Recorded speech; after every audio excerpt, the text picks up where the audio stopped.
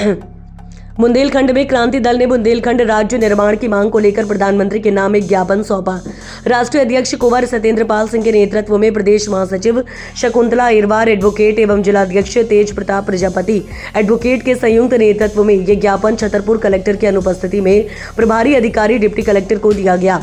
इस अवसर पर कुंवर सत्येंद्र पाल सिंह ने कहा कि केंद्र और प्रदेश सरकारों की नीतियों ने बुंदेलखंड को केवल लूटा है, जिससे यहाँ के किसान और युवा संकट में हैं। उन्होंने 12 मार्च 1948 को 34 रियासतों के विलय से बुने बुंदेलखंड राज्य और 1956 में उसके विघटन का हवाला देते हुए इसे ऐतिहासिक बताया।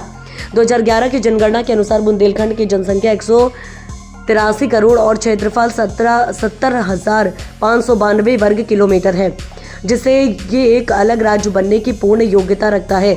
इस अवसर पर राष्ट्रीय महासचिव मोहम्मद नईम मंसूरी सहित कई पदाधिकारी कार्यकर्ता उपस्थित रहे। जय जय बुंदेलखंड, जय जय बुंदेलखंड। बुंदेलखंड क्रांति दल नामक संगठन है कि बुंदेलखंड राज्य। आप सब लोग संविधान पढ़ने वाले लोग हैं। देश आज़ाद हुआ तो अंग्रेजों ने सारी रियासतों को आज़ाद कर दिया कि तुम्हें जहाँ जाना हो जाओ, हिंदुस्तान पाकिस्तान या अपने अलग रहो। तो 549 रियासतें पहले मिली, बाद में जूनागढ़ कश्मीर और हैदराबाद मिलकर 552 रियासतें मिली। बुंदेलखंड की 34 रियासतों ने विलय किया।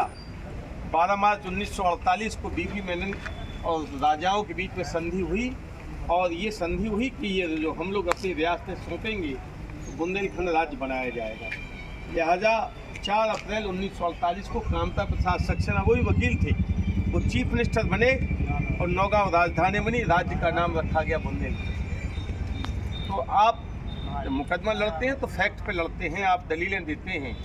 तो हम इस फैक्ट पे मुकदमा लड़ रहे कि जब राजाओं से ये ट्रीट हुआ, संधि हुई कि हम आपकी रियासतों को लेंगे तो बुंदेलखंड राज्य बनाएंगे, वो माना भी, बुंदेलखंड राज्य बना। लेकिन 2 साल बाद भारत सरकार तत्कालीन एक मर्जर एक्ट ले आए, और उस मर्जर एक्ट में इन 34 राज्य जो बुंदेलखंड थे इनका नाम विंध्य प्रदेश कर दिया, और जो बघेलखंड एक अकेली रियासत का राज्य था उसको भी इससे मिला दिया।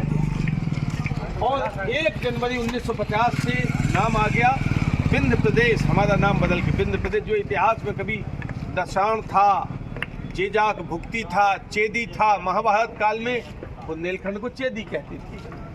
तो हमारा तो सांस्कृतिक इतिहास हमारा बहुत अच्छा है कि भगवान राम जब वन को गए तो 11.5 साल चित्रकूट रहे, बुंदेलखंड रहे। रामचरितमानस यहाँ लिखा गया। कालपी में बैठ के वेद व्यास ने महाभारत को लिखा। हम कल्चरल समृद्ध हैं, खनिज से हम परिपूर्ण हैं। तो जब बुंदेलखंड राज्य हमारा बना तो 2 साल बाद 1 जनवरी 1950 को विंध्य प्रदेश नाम कर दिया गया।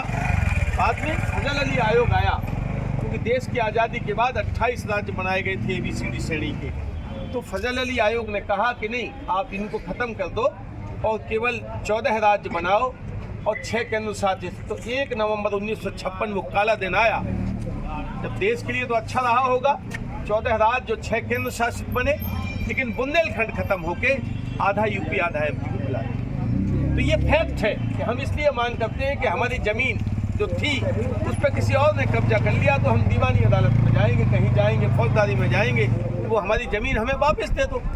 तो लड़ाई ये है कि बुंदेलखंड वापस मिलेगा, राज्य बनेगा। तो 14 जिले हैं, 7 यूपी 7 MP। तो कोई भी चीफ मिनिस्टर बनेगा वो इन 14 जिलों का होगा। जिलों की संख्या बढ़ेगी, विधानसभाओं की संख्या बढ़ेगी। चपरासी से लेकर डिप्टी कलेक्टर तक नौकरी बुंदेलखंड के लोगों की लगेगी। हाईकोर्ट हमारा अलग बुंदेलखंड के अंदर होगा। हमारा चीफ मिनिस्टर, मंत्रिमंडल सब हमारा होगा।